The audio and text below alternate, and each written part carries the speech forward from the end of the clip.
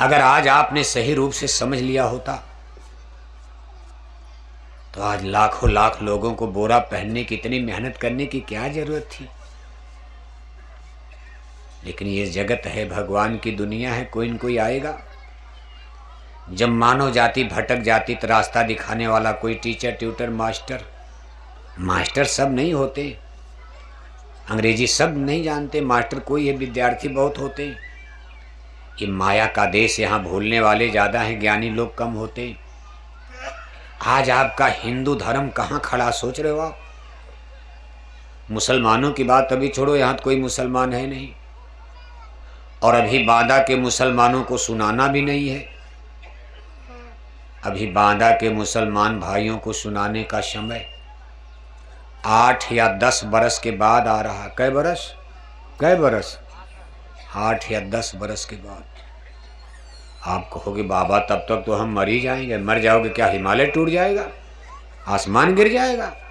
राम चले गए, किरण चले गए, गांधी सुभाष चले गए, सब चले गए, दुनिया चल रही जो होना है। लेकिन अभी मुसलमानों को सुनाने का मत सुनाने जाना। अभी भारत के हिंदुओं को सुनाया जा रहा, और जब मुसलमान भाइयों को सुनाने का समय आएगा, इसी तरह से मुसलमान भाई भी सत्संग में आकर बैठेंगे। अभी तो हिंदू ही सुनने मानने को तैयार नहीं सत्संग में आने के लिए। कहते जय गुरुदेव मिशन का क्या सुनने जाएं, हमारी पूजा अलग, हमारा गुरु अलग, हमारा धर्म अलग। जय गुरुदेव मिशन वालों का धर्म अलग है, वो लोग वेजिटेरियन लाइफ सिस्टम। अरे वहाँ जाओगे तो कहेंगे शराब छोड़ दो। बताओ, हम शराब छोड़ देंगे, हमको रात भर नींद नहीं आएगी, हमको शाम को रोटी भले नहीं मिले लेकिन 2 बोतल दारू चाहिए। और जय गुरुदेव मिशन का सत्संग सुनने जाएंगे तो शराब छोड़ने की बात करेंगे, गांजा छोड़ो, भांग छोड़ो।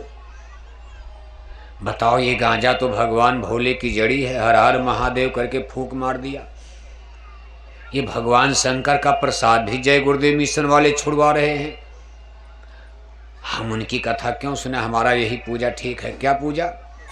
मंदिर में टन टन घंटी घंटा बजाए जा रहे, हरे रामा हरे कृष्णा कीर्तन गाए जा रहे, अखंड रामायण पढ़े जा रहे, गंगा गोदावरी जमुना नहाए जा रहे, पूरे माथे भर चंदन तिलक टीका लगाए जा रहे, जय श्री राम नारा लगाए जा रहे, और 1-1 किलो मछली खाए जा रहे, 10-10 बोतल शराब,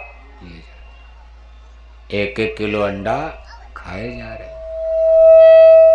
और ये पूजा करने वाले, ये रिलीजियस सिस्टम, ये जो धर्म की थियरी है, मांस खाना पूजा करना, शराब पीना पूजा करना, गांजा पीना पूजा करना। आपके बांदा जिले में चित्रकूट में, चित्रकूट तो अब अलग है लेकिन तब बांदे तो था, चित्रकूट को बांदे माना जाता, सब मिला के बुंदेलखंड है। अब हम आपसे पूछ रहे हैं, मुसलमानों की बात अभी पीछे रखना है आप। हम आपसे बार बार कहते अभी मुसलमानों को मत समझाना, झगड़ा करा दोगे आप। ज्यों ही मुसलमानों की बात करोगे झगड़ा बढ़ेगा, मारे जाओगे, धर्म तो ऐसी तैसी हो जाएगी। अभी आप खुद समझने की कोशिश करो। हम बुंदेलखंड के हिंदुओं से पूछ रहे हैं, मांस खाकर शराब पीकर पूजा करने वाले आपके बुंदेलखंड में शाकाहारी ज्यादा है कि मांसाहारी? बताओ आप। बुंदेले लोग, बुंदेला आपको कहा जाता, बुंदेला बहुत बड़ा इतिहास है बुंदेलखंड का। अंतिम इतिहास आता है, अंतिम कथा, अंतिम लाइन। इसके बाद तो बुंदेलखंड के इतिहास में कोई शौर्यता, कोई वीरता नजर नहीं आती। महारानी लक्ष्मीबाई, कहा बुंदेले हर बोलों के मुंह। हमने सुनी कहानी थी, खूब लड़ी मर्दानी वो तो झांसी वाली थी। इसके बाद तो बुंदेलखंड का वीरता का सूरज डूब गया, अंग्रेजों का राज आ गया। इसके बाद नेताओं का राज आ गया। नेताओं ने चालाकी करके बुंदेलखंड को 2 भाग में बांट दिया। कहा अगर बुंदेले एक रहेंगे तो गड़बड़ हो जाएगा, इनका मुख्यमंत्री बन जाएगा।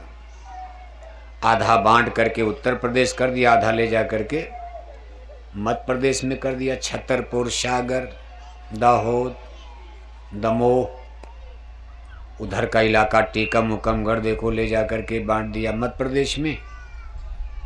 इन्हीं बुंदेलों का 2 भाग कर दिया आज़ाद भारत में। लेकिन अंग्रेजों के ज़माने तक बुंदेला एक हुआ करते थे। इनका एक राज था, स्टेट था बुंदेलखंड जिसको कहते हैं। ये मध्य प्रदेश के सागर से लेकर और इधर आपके जालौन जमुना के किनारे तक, बेतवा पार करो जमुना के तट तक, यानी जालौन, ये आपका हमीरपुर, ये सब बुंदेलखंड, बांदा, चित्रकूट। हम नहीं कह रहे, रामायण गोसाई महाराज ने लिखा। इसी बुंदेलखंड में रामायण के रचयिता का जन्म हुआ था। बहुत बड़ा इतिहास है। गोस्वामी महाराज ने लिखा अपनी जीवनी में कि बुद्धि बुंदेलखंड वही देशा, चित्रकूट बीच 10 कोसा। कहा चित्रकूट से 10 कोस यानी 30 किलोमीटर की दूरी पर राजापुर जमुना के तीरा, जह स्वामी का भयो शरीरा। कहा मेरा राजापुर गांव में जमुना के तट पर कब जन्म हुआ? कहा संवत 1589। संवत 1589 था। कहा उस समय मेरा जन्म राजापुर गांव में जमुना के तट पर। आगे मैं काशी चला गया। जब सयाने हो गए, उनकी उम्र 20 बरस से ज़्यादा, उसी समय एक घटना घटती है। कभी हमको काशी जाने का अवसर मिल गया। क्यों? जब गोस्वामी महाराज ज्ञान में आए, और ज्ञान में देखो उनकी उम्र बहुत कम ही थी, 25 बरस, उसी समय उनको ज्ञान प्राप्त हो गया। और कैसे ज्ञान प्राप्त हुआ? जैसा नियम है, बिना गुरु के तो ज्ञान होगा नहीं। गोसाई महाराज भी कहते भाई गुरु परंपरा में ही ज्ञान हुआ। बिना गुरु के आदमी काखा गाघा नहीं पढ़ पाएगा बिना मास्टर के। गोसाई महाराज कहते भाई गुरु परंपरा से ही मुझे ज्ञान हुआ। कहा कंज गुरु ने राह बताई, देह गुरु से कुछ नहीं पाई। कहा मुझे कंज गुरु शब्द गुरु मिल गए। शब्द कमाई नाम कमाई का भेद मुझको मिला। गुरु की मेहर दया कृपा से मैंने अपनी सूरत को, सूरत माने आत्मा को, नाम धुन से शब्द धुन से जोड़ा। मैंने ब्रह्मांड की यात्रा किया। कैसे किया? कहा मुँहदेव नयन, रामायण पढ़ते हो ना? कहा मुँहदेव नयन त्रसित तन भयऊ, पुंचितवत कौशलपुर गयो, मुह बिलो की राम मुस्काही, बिहसत तुरत गयो मुख माही। कहा मैं राम प्रभु के लोक में, साकेत लोक, कौशलपुर माने अयोध्या पहुंच गया। आंख बंद, मुँहदेव नयन, मतलब दृष्टांत तो काक भुसुंडी का दिया है, लेकिन ऐसे नहीं होता है। लाखों बरस पहले की बात कलयुग में लिखी जा रही बिना ज्ञान के। उनको स्वतः ज्ञान हुआ, एक बहाना मार दिया और कहा मैंने जा करके राम प्रभु को देखा, मुह बिलो की राम मुस्काही। मुझको देख करके भगवान राम हंसने लगे। और मैं कहाँ गया? अवधपुर में मिले। कहाँ मिले? कौशलपुर माने अवधपुर में। राजा राम अवध राजधानी। अब ये अयोध्या नहीं, इस अयोध्या में राम हंसेंगे? पत्थर की मूर्ति। बहुत लोग दर्शन करके अभी मंदिर बना है। पूरे हिंदुस्तान नहीं, विश्व के तमाम लोग वहाँ आए। भगवान राम की मूर्ति पर 1 करोड़ 2 करोड़ बड़े बड़े सेठ साहूकारों ने करोड़ों रुपया दान दक्षिणा दिया। प्रधानमंत्री मुख्यमंत्री सब पूजा करके चले गए, लेकिन कोई ये नहीं कहा मुझको देखकर भगवान राम हंसे थे या बोले थे। लेकिन रामायण के रचयिता कह रहे हैं कि मही बिलो की राम मुस्काही, बिहसत तुरत गयो मुख माही। उधर माज सुनि अंडज राया, देखो बहु ब्रह्मांड निकाया। कोटिन चतुरानन गौरीशा, कोटिन ओड़गुन रवि रैनीशा। अति विचित तहलोक अनेका, रचना यमित एक ते एका। प्रति ब्रह्मांड राम अवतारा, देखो बाल विनोद अपारा। ये यूनिवर्स, अब ये ब्रह्मांड कितना बड़ा है। इसी पर देखो वैज्ञानिक भी कसरत कर रहे हैं। अब हम आप तो रोटी कपड़ा मकान में, हम आप क्या कसरत करेंगे? क्या खोजोगे? सूरज चांद तारे पर जाओगे आप? यहां से बांदा जाने के लिए भाड़ा जेब में नहीं है, घर में बीबी बीमार, बेटा बीमार, डॉक्टर 1 लाख मांग रहा, चंदा जुटा रहे हो। आप क्या खोज करोगे? धर्म कर्म ब्रह्मांड और ये सब। लेकिन हमारे तमाम वैज्ञानिक देखो लगे हैं और इसी रामायण गीता को पढ़ कर लगे हैं। अंग्रेजों का राज जब भारत में हुआ, मुसलमानों का राज, फिर अंग्रेजों का राज, तमाम यहाँ की किताबें दो हैं जो ब्रह्मांडों के बारे में लिखी हैं। धरती के बारे में नहीं, धरती के बारे में तो हम लोग जान ही रहे हैं। धरती भी खोजने में बहुत समय लग गया। अमेरिका बिल्कुल अलग था, बीच में समुंदर था। कोलंबस के भटके हुए जहाज से देखो अमेरिका की खोज हो गई, नई दुनिया नाम दे दिया गया। लेकिन ये सब कथा तो 400-500 साल के अंदर का है। लेकिन 5000 बरस पहले जब द्वापर काल था, अपने स्पिरिचुअल लिटरेचर में, भारतीय धर्म ग्रंथों में बयान आता है कि 5000 बरस पहले, ये साइंस विज्ञान तो कुल मिला के 400-500 साल का है, 400-500। इसके पहले आप जाओगे भारत में, जैसे मुसलमानों का राज, रेल नहीं थी, बिजली नहीं थी, हेलीकॉप्टर जहाज नहीं थी, हाथी घोड़ा रथ, गरीब आदमी बैल पर, गधे पर, खच्चर पर चलते थे। अमीर लोग, राजे महाराजे, लैंड लॉर्ड, जमींदार, सामंत, हाथी घोड़ा रथ। अभी आप देखते हो अंग्रेजों के पहले आप चलो मुसलमानों का राज। मुसलमान बादशाहों के ज़माने में जहाँ भी हुआ लड़ाई हुई, हाथी घोड़ा तीर तलवार। जैसे इसमें बहुत बड़ा युद्ध हल्दी घाटी का, महाराणा प्रताप अकबर का, उसमें भी आप देखते हो भाई ज़्यादातर हाथी घोड़ा तीर तलवार, थोड़ा सा तोपों का, बंदूकों का प्रयोग, लेकिन वो भी मामूली था, अभी शुरुआत हो रही थी। वो भी अकबर के पास ज़्यादा थी, महाराणा प्रताप के पास तोप और बंदूक कम थी। अगर इनके भी पास होती तो अकबर को उसी समय हरा दिए होते। लेकिन मुगलों के पास तोप और बंदूक कुछ ज़्यादा हो गई थी। महाराणा प्रताप का छोटा सा मेवाड़ जिसको कहते, उसकी राजधानी चित्तौड़ थी। जैसे उत्तर प्रदेश की राजधानी लखनऊ, उत्तर प्रदेश कोई जगह नहीं है, उत्तर प्रदेश एक एरिया है, राजधानी लखनऊ है। ऐसे मेवाड़ कोई जगह नहीं है, मेवाड़ एक एरिया, जैसे बुंदेलखंड एक एरिया है, ऐसे मेवाड़ एक एरिया, उसको स्टेट कहा गया। उसकी राजधानी जो किंगडम थी वो चित्तौड़ में। और जिस समय अकबर से लड़ाई हुई है, चित्तौड़ एक छोटा सा राज्य। राजस्थान में छोटे छोटे तमाम राज थे, जो भी दर्जन भर से ज़्यादा स्टेट राज्य।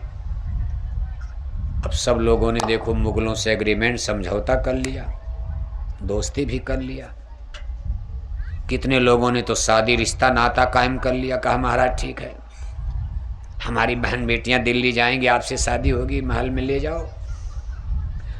इसके बाद बादशाह अकबर, मुगलों ने कहा आपका राज ठीक है, चलो हम आप पर जुर्म नहीं करेंगे, हिंदू ही बने रहो, हिंदू बने रहो, हम आपको मुसलमान भी नहीं बनाएंगे। बस अपने किले पर हमारा भी झंडा मुगलों का फहरा दो, मुसलमानों का। एक तरह से गुलामी तो हो ही गई, भाई उनके नीचे तो हो गए। और कुछ लोगों ने कहा महाराज ठीक है, हम आपसे दोस्ती तो करते हैं, हम आपकी सत्ता को स्वीकार करते हैं, लेकिन ये शादी ब्याह का सिस्टम हमसे नहीं हो पाएगा। तो मुगलों ने कहा चलो अच्छा, ये भी ठीक है, शादी ब्याह मत करना, अपनी बहन बेटियों को दिल्ली मत भेजना, हम आपके यहाँ रिश्ता नहीं, लेकिन हमारा अधीनता, हमारा झंडा तो फहराओ, हिंदू बने रहो, लेकिन हमारा झंडा आपके किले पर फहरना चाहिए। लेकिन उसी राजस्थान की माटी पर एक ऐसे पुरुष ने जन्म लिया जिनको आप महाराणा प्रताप के नाम से इतिहास में जानते हो। उनका हम न झंडा फहराएंगे, न शादी ब्याह की बात होगी, और न हम आपसे कोई एग्रीमेंट करेंगे। हम भले मर जाएंगे, हमारी लाश के ऊपर चढ़कर आप इस चित्तौड़ के किले पर झंडा तो फहरा सकते हो, लेकिन राणा के जीते जी हम ये एग्रीमेंट नहीं करेंगे। और जगह उनकी कितनी छोटी बताओ, पूरा हिंदुस्तान उत्तर से लेकर दक्षिण तक, सतपुड़ा पहाड़ पार करके, अकबर की सेनाएं विंध्याचल को पार करके, सतपुड़ा पार करके, गंगा गोदावरी पार करके, और दक्षिण भारत तक राज कायम हो रहा, ग्वालियर ये सब जीत लिया। महाराणा प्रताप का छोटा सा चित्तौड़ आपको सुनकर ताज्जुब होगा। उस समय पूरे चित्तौड़ की आबादी करीब 3.5 लाख। कितनी थी? 3.5 लाख। बताओ, आज उत्तर प्रदेश में आप जाओ तो 2-3 ब्लॉक मिला दो, 3 लाख आबादी हो जाएगी। केवल उत्तर प्रदेश की आबादी 24 करोड़ बताई जा रही। उत्तर प्रदेश, एक एक जिले की आबादी उत्तर प्रदेश में 40-40, 50-50 लाख है। आपके मध्य प्रदेश में आपके बांदा की आबादी जोड़ोगे, आपका होश। पूरे मेवाड़ राज्य की आबादी है 3.5 लाख। उसी पर राजा का राज चल रहा, किला महल का खर्चा चल रहा, टैक्स चुंगी। कोई फैक्ट्री कारखाना भी नहीं था, जनता के ऊपर टैक्स लगते थे।